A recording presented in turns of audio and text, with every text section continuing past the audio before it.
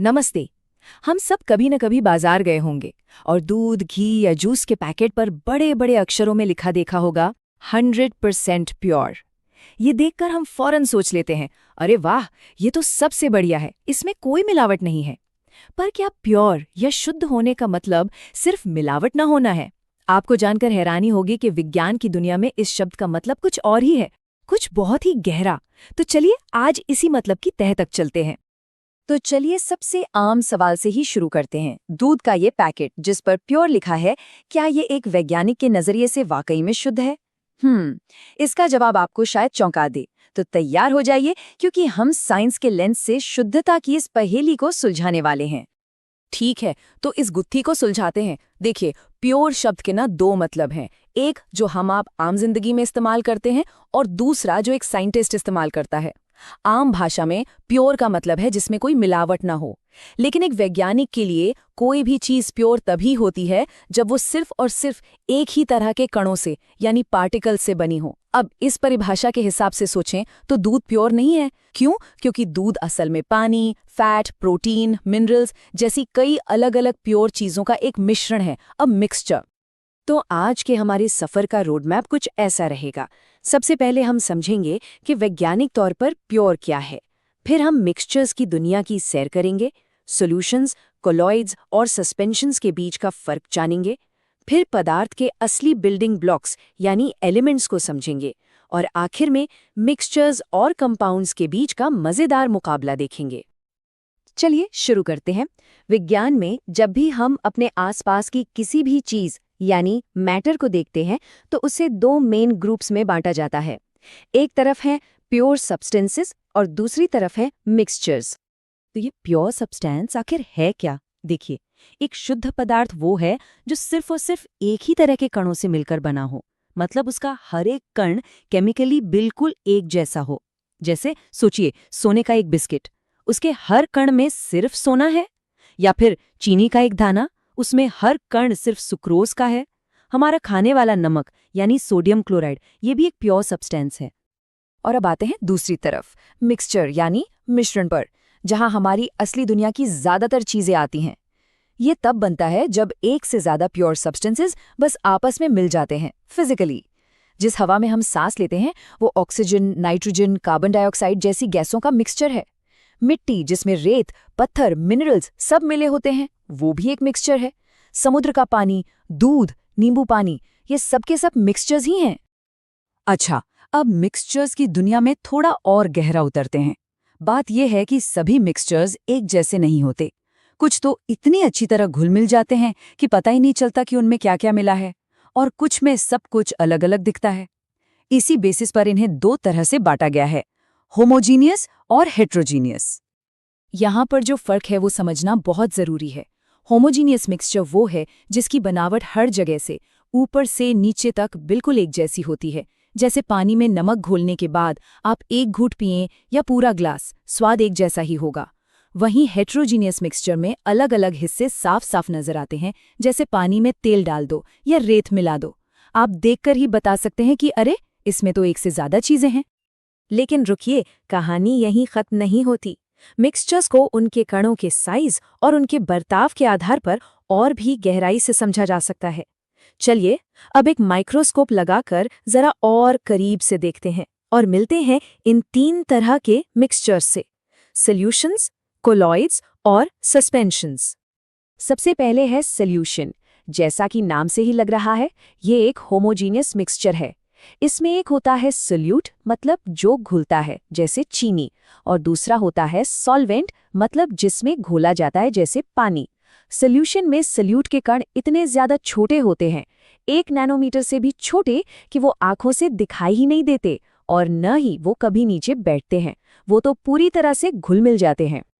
फिर आता है सस्पेंशन। ये एक हेट्रोजीनस मिक्सचर है, जैसे पानी में चॉक का पाउडर या मिट्टी। इसमें कण घुलते नहीं हैं, बल्कि कुछ देर के लिए पानी में तैरते रहते हैं और फिर धीरे धीरे नीचे बैठ जाते हैं। इसके कण इतने बड़े होते हैं कि इन्हें हम अपनी आंखों से आसानी से देख सकते हैं। याद है, कुछ दवा की शीशियों पर लिखा होता है शेक वेल बिफोर यूज, वो इसीलिए क्योंकि वो सस्पेंशंस होते हैं। और अब सबसे मजेदार कैटेगरी, कोलॉइड, दूध इसका सबसे बढ़िया उदाहरण है। कोलॉइड एक तरह का धोखेबाज मिक्सचर है। ये दिखने में तो सॉल्यूशन की तरह होमोजेनस लगता है, पर असल में होता हेटेरोजेनस है।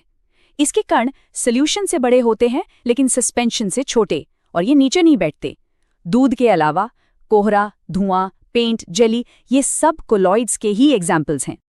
तो अब एक बड़ा सवाल उठता है, अगर कोई कोलॉइड सॉल्यूशन जैसा ही दिखता है तो हम दोनों में फर्क कैसे करेंगे? इसका जवाब एक बहुत ही खूबसूरत साइंटिफिक फिनोमेनन में छिपा है, जिसे कहते हैं टिंडल इफेक्ट। इस तस्वीर को देखिए, ये कितनी खूबसूरती से इसे समझा रही है। जब किसी घने जंगल में पेड़ों के बीच से सूरज की किरणें आती हैं तो हमें उन किरणों का रास्ता साफ दिखाई देता है ना? ऐसा इसलिए होता है क्योंकि हवा में मौजूद धुंध या कोहरे की छोटी छोटी बूंदें, जो कि एक कोलॉइड है, लाइट को बिखेर देती हैं या स्कैटर कर देती हैं। लाइट के बिखरने की इसी घटना को टिंडल इफेक्ट कहते हैं। ये तब भी दिखता है जब किसी अंधेरे कमरे में रोशनीदान से आटी धूप में धूल के कण चमकते हुए दिखाई देते हैं। तो चलिए इन तीनों का एक फटाफट कंपैरिजन देख लेते हैं। ये टेबल इनके बीच के अंतर को बिल्कुल साफ कर देती है। देखिए, सॉल्यूशन में टिंडल इफेक्ट नहीं होता क्योंकि उसके कण बहुत छोटे होते हैं, जबकि कोलॉइड और सस्पेंशन में होता है। पार्टिकल साइज में भी साफ अंतर है, और जहां सॉल्यूशन और कोलॉइड्स स्टेबल होते हैं, वहीं सस्पेंशन के कण कुछ देर बाद नीचे बैठ जाते हैं, मतलब वो अनस्टेबल होता है। ठीक है, तो मिक्सचर्स की दुनिया तो हमने अच्छे से देख ली। अब चलिए वापस चलते हैं उस ग्रेट डिवाइड की दूसरी तरफ और जानते हैं कि ये प्योर सब्सटेंसेस जिनसे मिलकर ये सारे मिक्सचर्स बनते हैं, वो आखिर हैं क्या। प्योर सब्सटेंसेस का सबसे बुनियादी, सबसे फंडामेंटल रूप है एलिमेंट, यानी तत्व। आप एलिमेंट्स को पदार्थ की लेगो ब्रिक्स जैसा समझ सकते हैं, जिनसे बाकी सब कुछ बनता है। ये मैटर का वो बेसिक फॉर्म है जिन्हें किसी भी केमिकल रिएक्शन से और ज्यादा तोड़ा या सरल नहीं बनाया जा सकता। सोना, चांदी, ऑक्सीजन, कार्बन, लोहा, ये सभी एलिमेंट्स हैं। एलिमेंट्स को और बेहतर समझने के लिए मेटल्स यानी धातुओं के गुणों को देखिए। इनमें लस्टर यानी एक खास चमक होती है। ये गर्मी और बिजली के अच्छे कंडक्टर होते हैं। ये डक्टाइल होते हैं, मतलब इन्हें खींचकर तार बनाया जा सकता है। ये मैलिएबल होते हैं, यानी इन्हें पीटकर पतली चादरें बनाई जा सकती हैं। और ये सोनोरस होते हैं, मतलब टकराने पर एक खास आवाज करते हैं। ये सारी प्रॉपर्टीज एलिमेंट्स को पहचानने में हमारी मदद करती हैं। प्योर सब्सटेंस का दूसरा प्रकार है कंपाउंड, यानी यौगिक।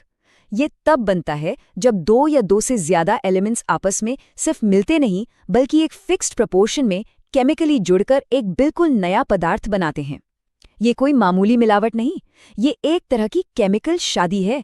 इसका सबसे बेस्ट एग्जाम्पल है पानी, H2O, जो हमेशा हाइड्रोजन के 2 एटम्स और ऑक्सीजन के 1 एटम के केमिकल बॉन्ड से ही बनता है। और अब हम पहुंच गए हैं आज के विश्लेषण के सबसे जरूरी पड़ाव पर, मिक्सचर वर्सेस कंपाउंड। पदार्थ इन दो तरीकों से जुड़ते हैं, एक में वो सिर्फ साथ रहते हैं और दूसरे में वो मिलकर एक हो जाते हैं। और ये समझना केमिस्ट्री की नींव को समझने जैसा है। इस अंतर को समझने के लिए एक बहुत ही मजेदार उदाहरण लेते हैं, फ्रूट सैलेड और केक का। सोचिए, फ्रूट सैलेड एक मिक्सचर है। आपने उसमें सेब, केले, अंगूर डाले। वो एक ही कटोरे में है, पर सेब अब भी सेब है और केला अब भी केला। आप चाहें तो उन्हें हाथ से आसानी से अलग कर सकते हैं। वहीं केक एक कंपाउंड जैसा है। आपने आटा, चीनी, अंडे मिलाए और उसे बेक किया।